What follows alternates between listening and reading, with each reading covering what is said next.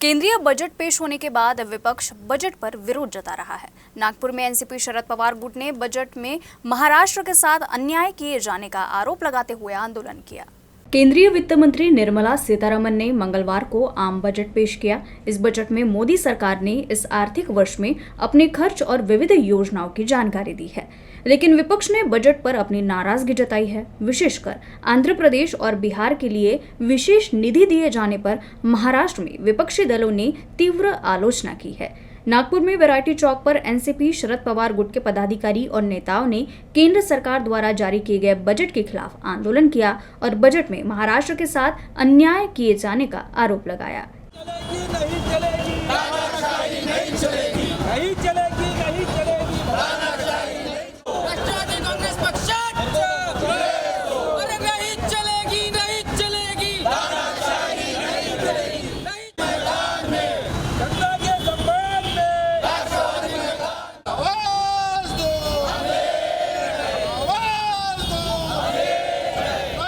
काल ज्या पद्धतीनं भाजप सरकार केंद्र शासनाने जो बजेट मांडला तो त्या बजेटमध्ये महाराष्ट्राचं दुर्लक्ष केलं आणि ह्या दुर्लक्षामधून असं दिसते की हे केंद्र सरकार महाराष्ट्राच्या द्वेषी आहे।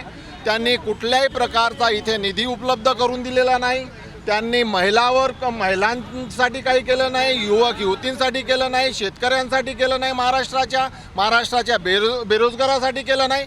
याच्यावरून हे सिद्ध होते की केंद्र सरकार जे आहे हे केंद्र सरकार हे निव्वळ हे महाराष्ट्राच्या विरोधी आहे। आपण बऱ्याच काळापासून पाहतो आहे की केंद्र शासनातले जे नेते आहे, माननीय पंतप्रधान असेल, गृहमंत्री असेल, हे नेहमीच महाराष्ट्रावर दुर्लक्ष करून अन्याय करत आलेले आहेत।